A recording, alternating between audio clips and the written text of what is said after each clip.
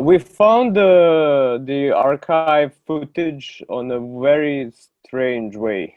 Like during the shooting, the opening sequence of the film, when the main character arrives in the institution, after we finished the shooting of that shot, some guys from institutions showed up with the 2 rolls of 16 millimeters stock, you know. They found it in the basement of the institution, and they asked us, what is this? Maybe, you know, maybe some cartoons or something. And we were like watching like some old cases of 16 millimeter film stock, and we were like, we don't know, we need to scan it to see what's in it, you know. And we did a scan, and it was the propaganda film from the 60s when the institution was founded. And it shows the way of life of the residents of the institution, and their progress to the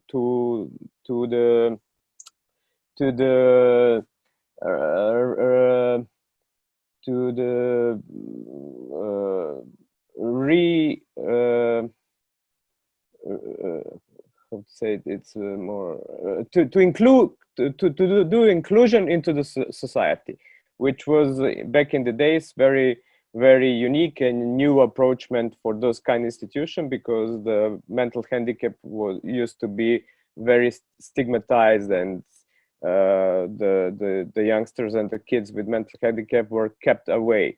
So it was like sign of the reality for us that reality gives us very strange sign, you know, because that role stayed in some basement for the 50 years and nobody saw it. And it's amazing footage, like some old color, you know, very beautiful, and amazing shots of the back then the new institution. And we decide, I personally decide to use it in the opening sequence as a metaphor how the things were very optimistic back in the days, that the re-inclusion is possible, and the people who get to that institution are possible to get out of it as a new educated and skillful persons for the new society. But as an opposite of that, we got the reality of today's institution, where everything is completely opposite of that optimism.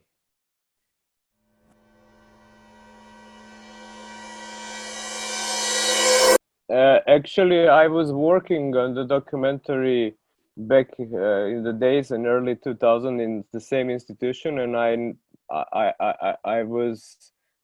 discovered the story similar the one in the film, but I wanted to make the fiction film from the beginning. I didn't want to use the real characters and their stories into the fiction film. I want something different, which was to make the real people from the institution, the residents of the institution, playing other people. So it was my challenge to discover the possibility of the people with mental handicap to act different persons, not themselves. So that was my main reason why I wanted to do this film. It's actually opens up the new space, which was very unusual before, unusual in the cinema, to find the real characters who will play fiction roles. That's usually you find the real characters who are playing themselves in the film, because it's easier. They're playing themselves. They will be true and natural and so on. But now I wanted to find the people who have some potential talent, the roles of the people who are not even similar to them. So the characters in the film are not similar to the real people who are acting them in the film. Or contrary, they are completely opposite in the real life. One of the main characters is silent all the film, and he's very like cheerful, and he's talking all the time, and he's completely different character in the real life. So like it was mine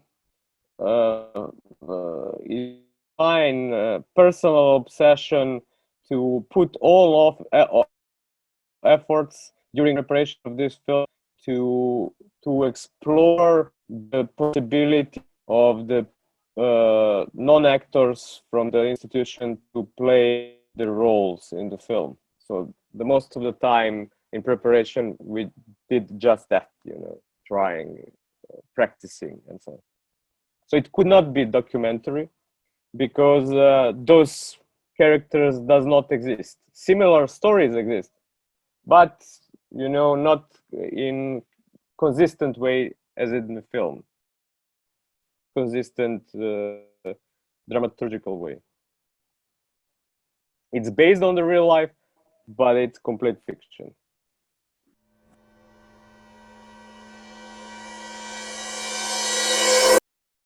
First of all, script. I wrote a script like many years before the shooting, so the story was very from the beginning. It was very strictly constructed. So at the end, the result is mostly like 90% of what I wrote is in the film. So not much improvisation was in it, because it was not possible in this kind of shooting. We work from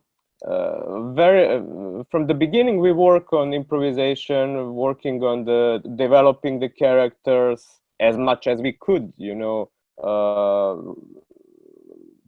because like there are some limits the people with intellectual disabilities cannot cross, because you are all the time aware that there are limits, and you should respect it, so you don't push them to do something it's out of their emotional or physical capability.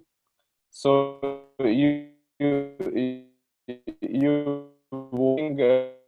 trying to get some from them, feel better in the specific scene, in the acting specific emotions, and that was working with actors, trying to hear feedback from them, how they feel in specific scene, and then we talk a lot about how the other people in the scene should feel about the same situation, and so on, so on. So it was most of the working with actors was like in any other film. Actually, just you need the long time preparation, so you need to do some kind of workshop, speedy workshop for the non-actors, to how to reach to the role.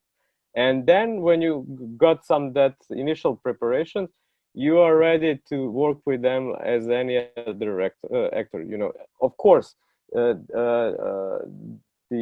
attention span of the people with mental handicap is shorter than what we say usual, and it was not possible to work like more than 8 hours per day maximum, with all the breaks and so on. So you have like some limits in that way, that you cannot shoot forever, and you need to know exactly what you want from the beginning. So not to lose the time of experimenting on the set, because you are losing precious moments, fresh precious moments that they give you in the in the in the shooting. Yeah.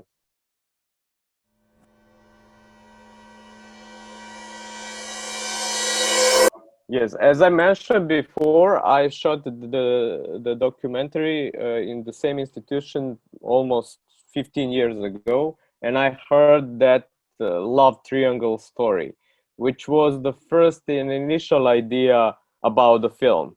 I didn't know what the film will look about, but I know that it should be the love triangle story in that institution. So from the beginning, it's a love film or film about love, whatever you prefer.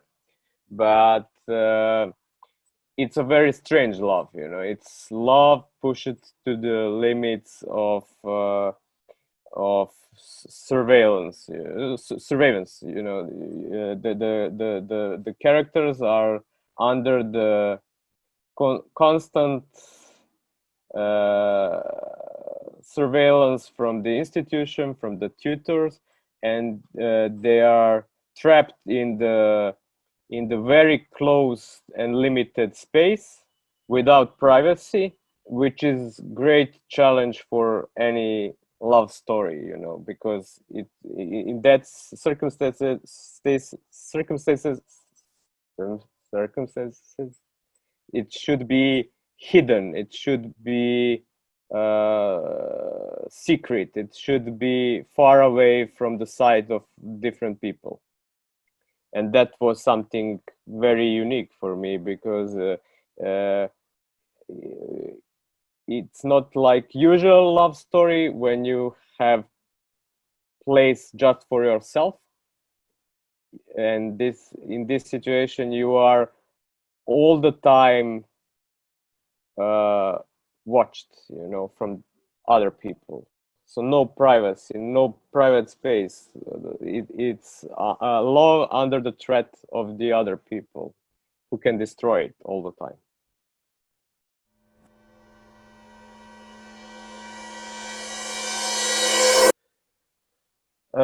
The structure of the film, it's defined by the script. I wanted to make the love triangle story. What interests me is, can we see the love triangle for three different perspectives? You know, from the perspective of each of the people in the triangle. That was something which was triggering me from the beginning, how to make it structurally in the film. I wrote the script in that direction, and I found the way how it could work together as a one continuous storyline, but with the three different angles, three different perspectives from which we are seeing the story itself. I very like the style of the cinema, which can be named as a subjective cinema. So it's the cinema from the first perspective. So you are seeing the world from the eyes of your character. You know, you are close to them. You don't know more than they do in the scene. So you are very close to them, and you don't get inputs which are outside of their sight range, which is uh, interesting way or interesting perspective for cinema itself. Uh, and uh, uh, and I decide to implemented that kind of structure to the story from the beginning. And in the editing room, we just respect the order we did in the script, or the order we shot, and just put it that way. And it's not just 3 acts structure or 3-part structure. It has a prologue, which is archive footage, and epilogue is the end, you know, after the 2 main characters meet at the end, and all the final sequence is the epilogue. So it's kind of antique structure of 3 acts, prologue and epilogue. So like, but I tried not to be that straight in your eyes, but to be subtly connected and organically connected into the story itself.